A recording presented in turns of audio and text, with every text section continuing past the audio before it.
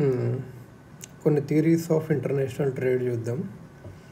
మా mercantilist theory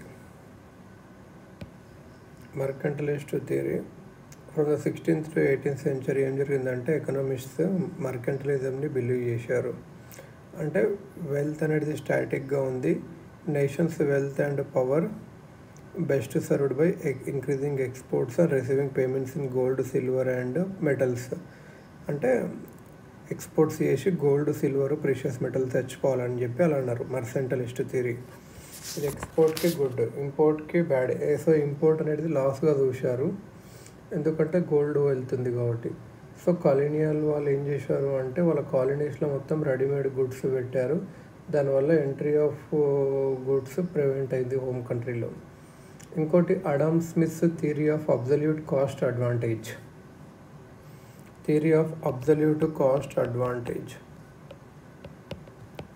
Absolute cost advantage. India has an absolute cost advantage over China in wheat production. So India should focus on producing more wheat and import rice from China. India should not try to be a rice production specialist. Okay, Adam Smith theory ఏం assign చేస్తుందంటే production cost లేవు, except labourers తప్ప, transport cost కూడా లేదు, free trade ఉంది, import exports మీద taxes లేవు అని ఇలా అనుకున్నట్టు. నెక్స్ట్ ఇది Adam Smith absolute cost advantage. David Ricardo's theory of comparative relative cost equation. Theory of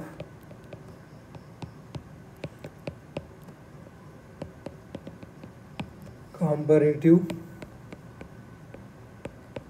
relative cost advantage, RCA relative cost advantage.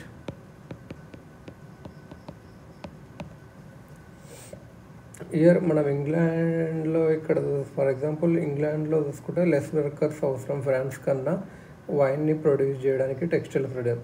So Adam Smith's absolute cost advantage ప్రకారం England అనేది should not import anything from France.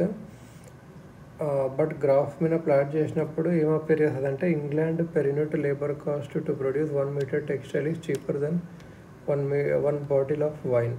So England domestic English wine వర్కర్స్ని టెక్స్టైల్స్లోకి మార్చాలి. England would export textile to France and import wine from France. England should not try to become wine production specialist. ఇలా అవ్వాలన్నట్టు. So based on రికార్డోస్ theory ఏంటంటే economist prepare ఏం చేస్తారంటే relatively కాంపేర్డ్ advantage index చేస్తారు.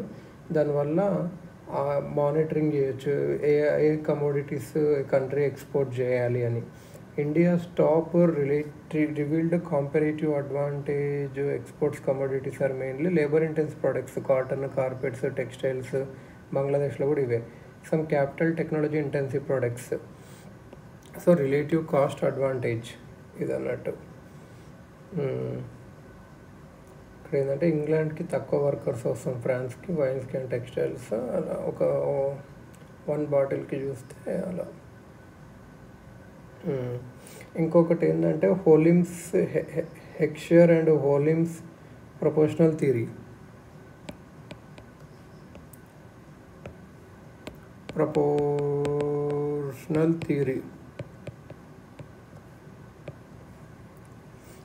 Capital abundant country will export the capital intensive goods. Example US's Boeing company. Capital abundant country intensive goods observe చేస్తుంది. Labour abundant chief export labour intensive చేస్తుంది, cotton కానీ ఇలాంటివి కానీ. ఇది అన్నట్టు ప్రపోర్షనల్ థియరీ. ఇంకొకటి ఇక్కడ ఏం చూసుకోవాలంటే నెక్స్ట్